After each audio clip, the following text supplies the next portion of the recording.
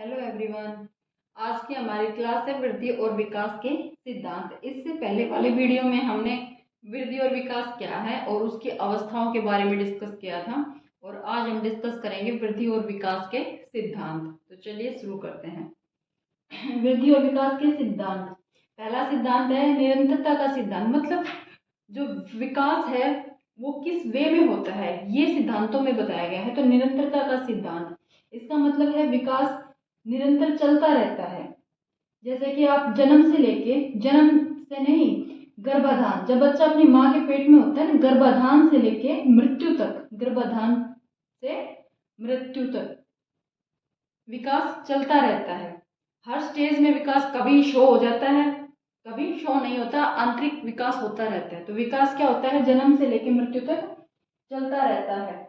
ये छोटे से जीव से आरंभ होता है और जो हम शारीरिक रूप से बड़े हो जाते हैं, हमारे अंदर जो जो इमोशंस आते हैं, सोशल डेवलपमेंट होता है, हमारा फिजिकल डेवलपमेंट होता है, या जिस भी तरह का इमोशनल डेवलपमेंट होता है, वो सब क्या है, विकास है। और विकास निरंतर चलता रहता है, खत्म नहीं होता है। जब इंसान मरता है तभी वो विकास भी वही स्टॉप हो जाता है। वरना जब बच्चा अपनी माँ के पेट में जैसे ही गर्भ में जाता है तब से विकास स्टार्ट होता है और मृत्यु तक विकास निरंतर कंटिन्यू चलता ही रहता है। तो ये क्या, प्रिंसिपल ऑफ कंटिन्यूटी। अब सेकंड है व्यक्तिक अंतर का सिद्धांत। अब ये तो हमने देख लिया कि विकास जन्म से लेकर मृत्यु तक चलता रहता है। हर इंसान में, हर जीव में विकास होता है, पर हम यहाँ जैसे अपने टीचिंग के अकॉर्डिंग देख रहे हैं तो हम यहाँ बच्चे के या इंसान के विकास को लेकर चल रहे हैं, वरना डेवलपमेंट तो जीव में भी होता है। तो ठीक है ना। तो व्यक्तिक अंतर का सिद्धांत यानी कि जो जैसे हर इंसान में इन मतलब कि अलग अलग उसकी जैसी पर्सनैलिटी होती है, उसके अकॉर्डिंग, इंडिविजुअलिटी के अकॉर्डिंग उसका विकास का सिद्धांत होता है। कि जैसे अलग एक इंडिविजुअल इंसान बंदा है, उसके अंदर अलग तरह से, अब आप मान के चलिए जैसे दो बच्चे हैं ये, अब एक बच्चा पढ़ाई में होशियार है, एक गेम में अच्छा है, तो ये क्या है, इसकी व्यक्तिगत अंतर है इनके अंदर। अब इसका ध्यान पढ़ाई में ज्यादा है, इसका विकास पढ़ाई में ज्यादा हो रहा है, इसका ध्यान गेम में ज्यादा है, ये गेम में अच्छा है। तो ये क्या, इनकी रुचि है, इसकी जो व्यक्तिगता है उसके अकॉर्डिंग इसका विकास हो रहा है, इनकी रुचियों के अकॉर्डिंग इनका अलग अलग फील्ड में विकास हो रहा है। तो ये क्या हो जाएगा, व्यक्तिगत अंतर का सिद्धांत। ये अपने स्वाभाविक गति से वृद्धि और विकास के विभिन्न क्षेत्रों में से जो इनके स्वाभाविक स्वभाव है ना, जो इनकी रुचियां है, जो इनका नेचर है, उसके अकॉर्डिंग ये अपनी वृद्धि और विकास में आगे बढ़ते रहते हैं। ठीक है, ये तो हो गया वृद्धि और विकास, व्यक्तिगत अंतर का सिद्धांत। अब आ जाता है वृद्धि विकास की गति की दर एक जैसी नहीं होती। फर्स्ट हो गया, सेकंड हो गया, अब हम आ जाते हैं थर्ड पर कि वृद्धि और विकास की गति की दर एक जैसी नहीं होती। ये हमने पढ़ लिया कि वृद्धि और विकास जन्म से लेकर मृत्यु तक होता है, ये हमने पढ़ लिया। तो ये निरंतरता का सिद्धांत है, निरंतर होता रहता है, विकास रुकता नहीं है, पर वो कभी कम कभी ज्यादा। तो ये यहाँ बताया गया है कि उसकी जो दर होती है ना, उसकी जो रेट होती है विकास की, वो एक जैसी नहीं होती, वो कभी ज्यादा तो कभी कम। जैसे आपने देखा होगा, एक छोटा बच्चा है, शिशु है, वो छोटा है तब उसमें ग्रोथ आपको ज्यादा दिखाई देती है। साल 2 साल के अंदर जैसे ही वो बड़ा हो जाता है, साल की मतलब कि देखो आपने छोटा बच्चा देखा, वो ना हिलता है ना डुलता है, 1-2 महीने का बच्चा, फिर धीरे धीरे वो 4-5 महीने का होता है, उसकी गर्दन में थोड़ा सा वो अपनी गर्दन को संभालने लगता है, फिर अपने हाथ पैरों से एक्टिविटी करने लग जाता है। उसके बाद साल 2 साल बाद 1-1.5 साल के अंदर वो चलना स्टार्ट कर देता है। ऐसे क्या होता है, वो विकास उसमें दिखाई देता है शैशव अवस्था में, जब वो शैशव से फिर बाल अवस्था में आ जाता है। पर उसके बाद आप देखते हैं 4-5 साल के बाद बच्चे में आपको कोई खास चेंजेस दिखाई नहीं देते। तो इसका मतलब क्या हुआ, वो विकास वहां रुक गया। फिर उसके बाद वो जब वो बाल्यावस्था में पहुंचता है, फिर उसका विकास थोड़ा आपको एकदम से, फिर उस बच्चे की हाइट बढ़ती दिखाई देती है, फिर वो ग्रो करता दिखाई देता है। समझ रहे हैं आप, क्या होता है, विकास एक जैसा नहीं होता। फिर उसके बाद फिर एडोलसेंस यानी किशोर अवस्था आती है, तब आपको बच्चे में एकदम चेंजेस नजर आते हैं। उसकी हाइट, पूरी हाइट, लंबी हाइट हो जाती है। लड़का है तो दाढ़ी मूछें आ जाती हैं, लड़कियां तो उनमें उनके अकॉर्डिंग फिजिकल चेंज आ जाते हैं। तो ये क्या होता है, विकास एक जैसा नहीं होता, रुक रुक के बढ़ता है। समझ रहे हो ना, विकास की जो गति दर है वो एक जैसी नहीं होती, वो धीरे धीरे चेंज होती रहती है, टाइम टू टाइम वेरी करती है कि कब किस टाइम कितनी हो रही है।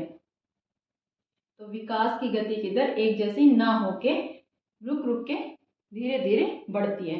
शैशवावस्था में ज़्यादा विकास दिखाई देता है, उसके बाद पूर्व बाल्यावस्था तक उसका विकास हमें शो होता दिखाई देता है अच्छे से, फिर वो नहीं दिखाई देता।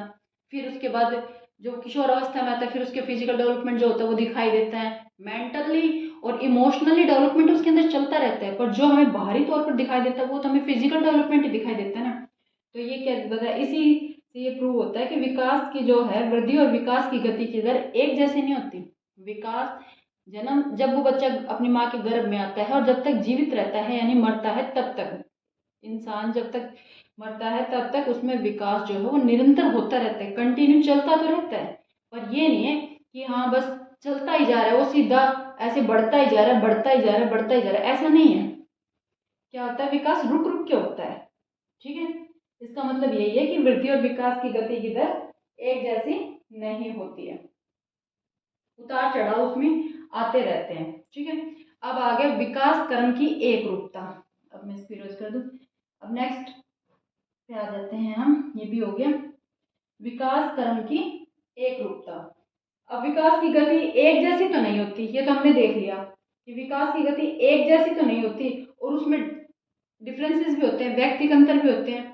विकास की गति ना तो एक समान होती है और उसमें अंतर भी पाए जाते हैं।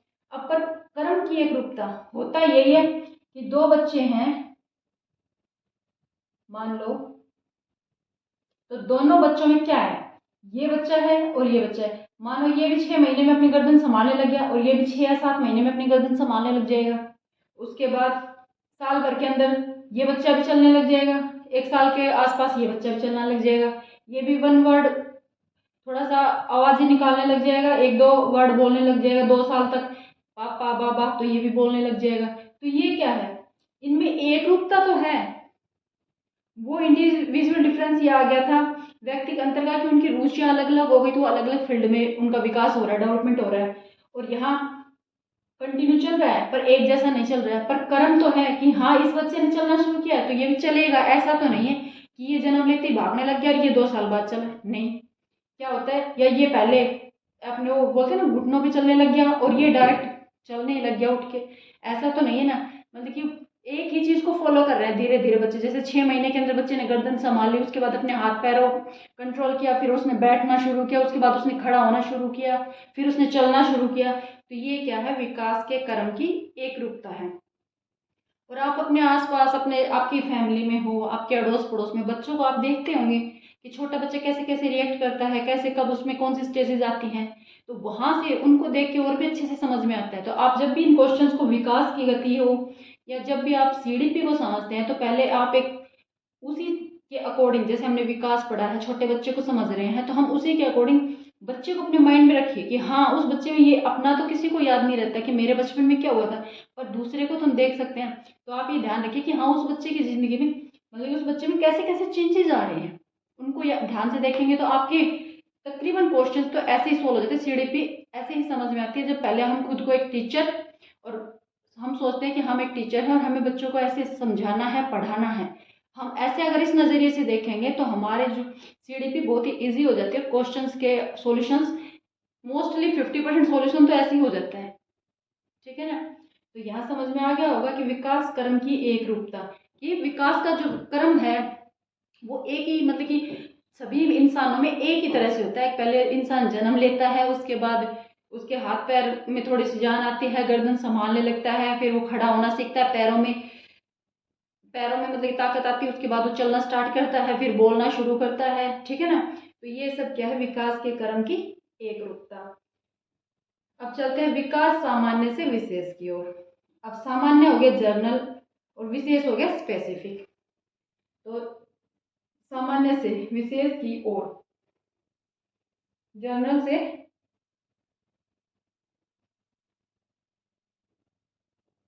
Journal to specific.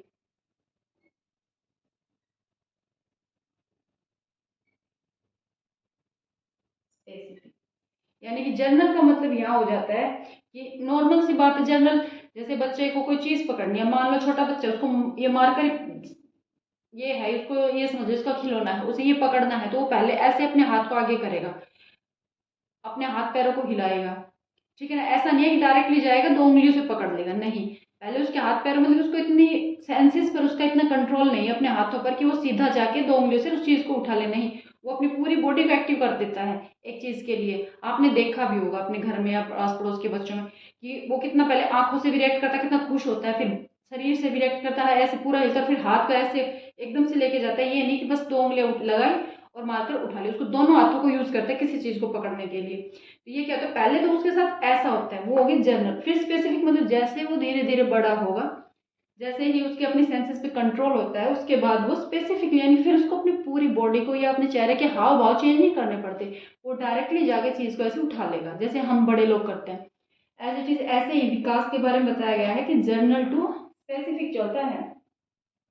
जैसे बच्चा पहले रोता है, छोटा बच्चा रोता है, आपने देखा होगा पैर भी हिलाएगा, हाथ भी हिलाता है रोते रोते, लाल उसका चेहरा हो जाता है रोते रोते, होता है ना। पर जैसे ही वो धीरे धीरे बड़ा होता है, हाथ पैरों की हिलाने की क्रिया जो होती है उसकी वो कम हो जाती है, सिर्फ उसका जो ये काम है रोने का काम उसकी आंखों तक सिमट के रह जाता है कि आंखों से आंसू गिरते हैं बस।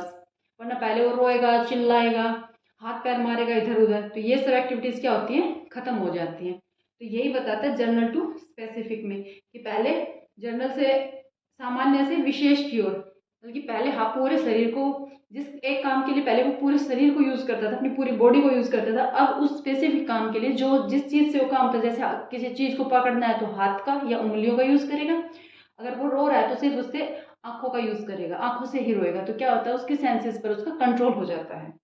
ठीक है, ये भी हो गया। अब आगे चलते हैं, अब आ जाते हैं एकीकरण का सिद्धांत। अब एकीकरण के सिद्धांत में क्या बताया गया है, वही है कि विकास की प्रक्रिया एकीकरण के सिद्धांत का पालन करती है। इसके अनुसार बच्चा जो है अपने संपूर्ण पूरे शरीर को हिलाता है, फिर बाद में धीरे धीरे उन्हीं चीजों को यूज करता है, बल्कि वो अपनी बॉडी पर कंट्रोल करना सीख जाता है। एकीकरण में जो हमने सामान्य से विशेष की ओर बताया इसी तरह का है कि किसी भी चीज को छूने के लिए, पकड़ने के लिए वो पूरे हाथ को, फिर अपनी उंगलियों को, यानी कि वो पहले अपनी पूरी बॉडी पर, फिर उसका धीरे धीरे धीरे कंट्रोल हो जाता है अपनी सेंसेस पर, एक एक चीज पर। ठीक है ना। यही एकीकरण के सिद्धांत में बताया गया है कि पहले वो अपने किसी भी काम को करने के लिए पूरे शरीर को यूज करता था। पेन जैसे कोई चीज पकड़नी, कोई खिलौना पकड़ना है, दोनों हाथों को यूज कर रहा है। उसके बाद वो धीरे धीरे जैसे वो बड़ा होता जाता है तो वो एक हाथ से उसी चीज को उठा लेता है, दूसरे हाथ से दूसरी चीज, दूसरा खिलौना उठा सकता है। ठीक है ना। ऐसे वो चलता है तो पहले उसका बैलेंस नहीं बनता है, वो हाथों को भी पैरों को भी बहुत ही ऐसे चलता है, फिर धीरे धीरे ऐसे ही चलने दौड़ने लग जाता है। तो वो क्या होता है, एकीकरण का सिद्धांत है। छोटा बच्चा है, पहले सारी अब उसको बैठाते हो छोटे बच्चे को तो उसकी गर्दन कभी इधर कभी उधर, अब उसकी गर्दन है कभी इधर कभी उधर ऐसे ऐसे हिलती है, कभी इधर हिलेगी कभी इधर हिलेगी। ठीक है ना। पर जैसे वो बड़ा होता है उसकी अपनी गर्दन पर, उसकी बॉडी पर कंट्रोल आ जाता है, तो अपने संभाल, तो उसी को बोला गया है एकीकरण, कि अपनी रीढ़ की हड्डी का उसका विकास हो जाता है, वो पूरी तरह एकीकृत करने लग जाता है, उसमें बैलेंस बन जाता है पूरी बॉडी में। ठीक है भाई, चलिए अब आगे चलते हैं।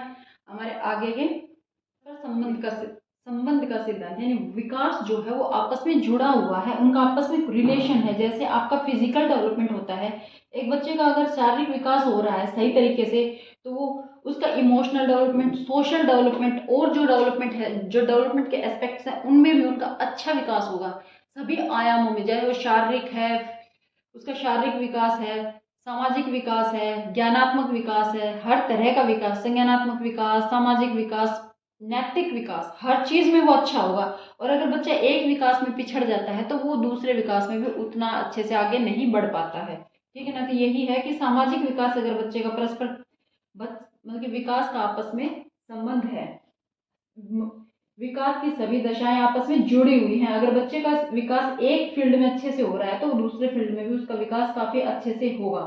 ठीक है ना। कि जैसे बच्चा फिजिकल डेवलपमेंट अच्छा है, वो गेमिंग खेल गेम वगैरह कर खेलता है, उसमें क्या होता है वो दूसरे बच्चों के साथ खेलता है, सहयोग की भावना बढ़ती है आपस में, बच्चों से एक दूसरे से बल्कि बोल चाल का तरीका बढ़ता है, उसका दिमाग तेज होता है। ठीक है ना। अब बोल चाल बढ़ता है, उसका चारित्रिक नैतिक विकास अच्छा हो रहा है, उसका चरित्र अच्छा बन रहा है, क्योंकि उसको दोस्तों से बातें करना, बड़ों से बातें करना। और जिस बच्चे का फिजिकल डेवलपमेंट अच्छा नहीं हो रहा है, वो वैसे ही फिजिकली कमजोर है, ना उसमें खेलने कूदने की इच्छा होगी, ना उसका किसी दूसरे के साथ रिलेशन, भाई बच्चों के साथ कांटेक्ट होगा, ना उनके साथ अच्छे से खेल कूदेगा, मौज मस्ती करेगा, ना उसका, अगर बच्चा अंदर से मन खुश है तो दिमाग भी अच्छे से होता है। दिमाग का विकास भी अच्छे से होता है, तो ना उसका संज्ञानात्मक विकास अच्छा होगा, ना उसका फिजिकल डेवलपमेंट अच्छा होगा, किसी तरह हर तरह का विकास उसका वहीं कहीं ना कहीं एक विकास दूसरे विकास को इफेक्ट जरूर करता है। ठीक है ना, तो इसका मतलब यही परस्पर संबंध का विकास कि बच्चे का एक विकास का एक फील्ड जो है, एक आयाम जो है वो दूसरे आयाम पर इफेक्ट जरूर डालता है। जैसे आपको अभी मैंने बता ही दिया है, तो ऐसे ही यही बताया गया है कि एक क्षेत्र में विकास के एक क्षेत्र में कमी हो जाती है तो वो दूसरे पे प्रभाव जरूर डालेगी, जो दूसरा विकास है उसमें बाधा जरूर पैदा करेगी। ठीक है ना, अगर शारीरिक विकास की दृष्टि से अगर बच्चा पिछड़ रहा है तो उसमें वो उसके संवेगात्मक विकास, सामाजिक विकास, बौद्धिक विकास भी उतने ही पिछड़े रह जाएंगे। अब ये हो गया, अभी नेक्स्ट पे चलते हैं। नेक्स्ट सिद्धांत है विकास की भविष्यवाणी की जा सकती है। जैसे आप पॉइंट्स देखते हैं तो समझ में आ जाना चाहिए भाई, विकास है जो डेवलपमेंट बच्चे में हो रहा है उसको हम क्या, आज बच्चे को हम देख के उसका थोड़ा सा कहने देते हैं कि हाँ बड़ा होके ये डॉक्टर बनेगा, बड़ा होके क्रिकेटर बनेगा, या बड़ा होके इसकी रुचि इसमें है, बोलते हैं कि पूत का पाव पालने दिख जाए। तो वही बात हो रही है कि विकास की भविष्यवाणी की जा सकती है। अब हम एक बच्चे को देख रहे हैं, उसकी ग्रोथ अच्छी हो रही है, हेल्दी बच्चा है, उसकी अच्छे से ग्रोथ हो रही है, तो हम क्या कहेंगे कि हाँ भाई ये बच्चा आगे जाके इसकी हाइट अच्छी होगी। बच्चे के छोटेपन में आगे जाके अच्छा हट्टा कट्टा बनेगा, ये बोल देते ये पहलवान बनेगा।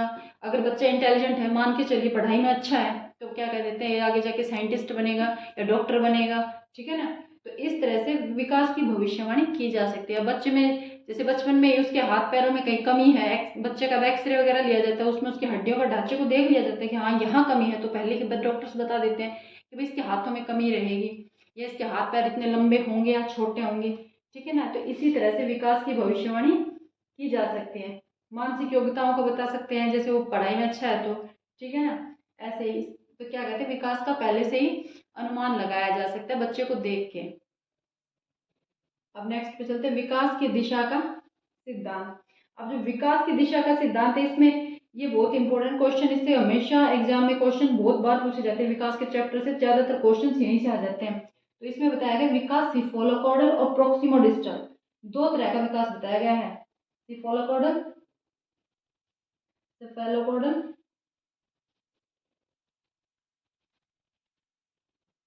और प्रोक्सिमोडिस्टल। तो सिफोलोकॉडल को समझा देते हैं। सिफोलोकॉडल में क्या होता है, विकास सिर से आरंभ होकर फिर पैरों की तरफ आता है। विकास कहाँ से स्टार्ट होता है, सिर सर से स्टार्ट होता है विकास। जैसे आप एक बात समझ लीजिए, जब जैसे छोटा बच्चा है वो क्या करता है, पहले अपनी गर्दन को संभालता है, फिर अपने हाथ पैरों की एक्टिविटीज को संभालता है, कोई चीजें पकड़ना, ठीक है ना, अपनी कमर जैसे कि अपनी बैठना, कूल्हों पे बैठना स्टार्ट कर देता है। उसके बाद धीरे धीरे वो अपने पैरों पे खड़ा होना शुरू करता है, और उसके बाद वो चलना स्टार्ट कर देता है ना।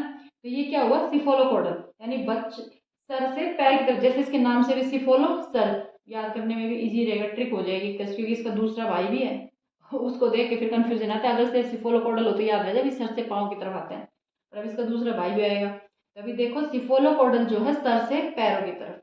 बच्चे का विकास पहले सर को बच्चा अच्छे से कंट्रोल करना सीख जाता है, गर्दन, छोटे बच्चे की गर्दन हिलती है, फिर धीरे धीरे अपनी गर्दन को संभालना सीख जाएगा, बैठना सीखेगा, फिर धीरे धीरे अपने पैरों पर खड़ा होना सीखेगा, फिर चलना सीखेगा। तो क्या हुआ, सबसे पहले सर का विकास, उसके बाद पैरों का। ये तो हो गया सिफोलोकॉडल। और दूसरा आ जाता है प्रोक्सिमोडिस्टल, PRO, प्रोक्सिमोडिस्टल।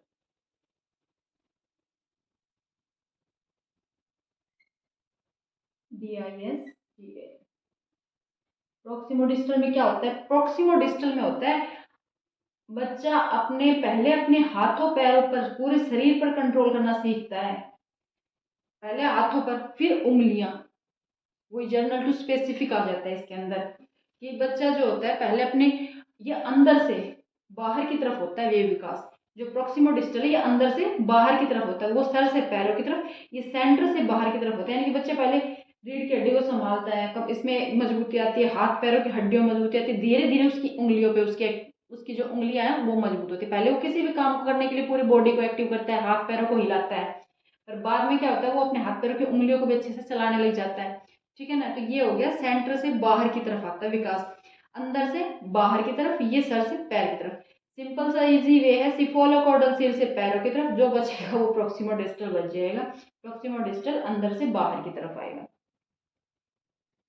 इसमें क्या होता है, पहले बच्चे की रीढ़ की हड्डी, उसके बाद उसके हाथों में, फिर उंगलियों में, ठीक है ना, संयुक्त विकास होता है। समझ में आ गया होगा। अब आ जाते हैं वृद्धि। ये भी हो गया, नहीं ये नहीं हुआ भाई, चलो अब इसको मैं रब कर देती हूँ। अब देखते हैं, विकास लंबवत न होकर वर्तुलाकार होता है। अभी लंबवत मतलब लीनियर, सीधा। लंबवत का मतलब यहाँ आ जाएगा लीनियर, और वर्तुलाकार हो जाएगा स्प्रेड।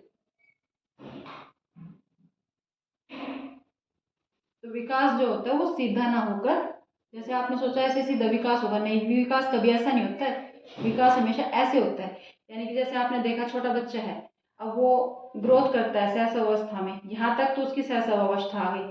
उसके बाद फिर थोड़ा ठहराव आ जाता है, ग्रोथ किया, फिर वो वहाँ थोड़ी देर मतलब कि कुछ सालों के लिए ठहरता है, फिर उसका ग्रोथ होती है, फिर उसकी बाल अवस्था आ जाती है।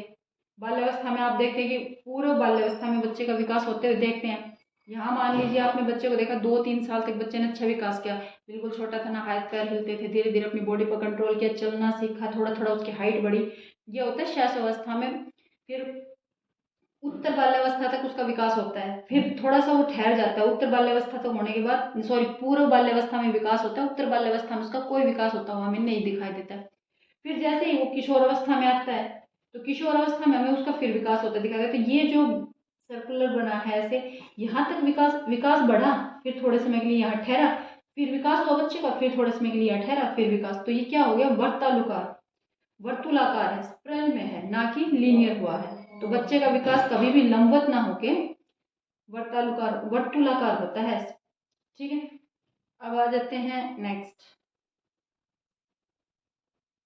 ये भी हो गया, वृद्धि और विकास की क्रिया वंशानुक्रम और वातावरण का संयुक्त परिणाम है। अब ये तो है, जो डेवलपमेंट है वो हेरिडिटी मल्टीप्लाई एनवायरमेंट। भाई जो हमें वंशानुक्रम के अकॉर्डिंग हमारे गुणसूत्रीय क्रम मिले हुए हैं, जो हमारे पूर्वजों से जीन्स मिले हैं, वो तो हमें मिले, वो तो बेस है, और एनवायरमेंट उसके ऊपर बनने वाली बिल्डिंग है। एनवायरमेंट हमें जैसे मिलेगा वो, ये दोनों भी इन दोनों का ही गुणनफल बच्चे का विकास होता है। अगर बच्चे को अच्छे जीन्स मिले और अच्छा एनवायरमेंट मिलता है तो बच्चा अच्छा विकास होता है, वो एक अच्छा नागरिक और एक कामयाब इंसान बनता है। अब यहाँ देख लीजिए, जैसे किसी बच्चे में, अब आपको वंशानुक्रम से, उसके हेरिडिटी से उसको अच्छी बुद्धि मिली है, यानी 120 IQ है उस बच्चे का, IQ क्या है, 120 है, पर उसको एनवायरनमेंट क्या मिलता है, नॉर्मल से, ना उसको कुछ अच्छी सुविधाएं मिलती है, ना कुछ और मिलता है। तो क्या होता है, बच्चे का विकास भी सामान्य हो जाएगा, सामान्य विकास होगा। अगर बच्चे को अच्छा एनवायरनमेंट मिलता है, अच्छा स्कूल मिलता है, अच्छी स्कूलिंग होती है उसकी, तो क्या होता है, बच्चा एक अच्छा साइंटिस्ट बन सकता है। यहाँ बच्चे को अगर चोर उचक्कों के बीच में रखा जाता है तो क्या होता है, बच्चा चोर ही बनेगा। तो ये एनवायरमेंटल इफेक्ट है, ठीक है ना। तो वृद्धि और विकास क्या है, वंशानुक्रम और वातावरण की देन है, संयुक्त परिणाम है। एक उसे अच्छा वंशानुक्रम के गुण मिले हो, अच्छे गुणसूत्र मिले हो, और अच्छा एनवायरनमेंट मिला हो, तो बच्चा अच्छा विकास करेगा। अगर बच्चे में कहीं भी एनवायरनमेंट या वंशानुक्रम में कहीं भी कमी रह जाती है तो बच्चे का विकास उस तरह से नहीं हो पाता है। ठीक है भाई, आज का हमारा ये टॉपिक यहीं खत्म होता है।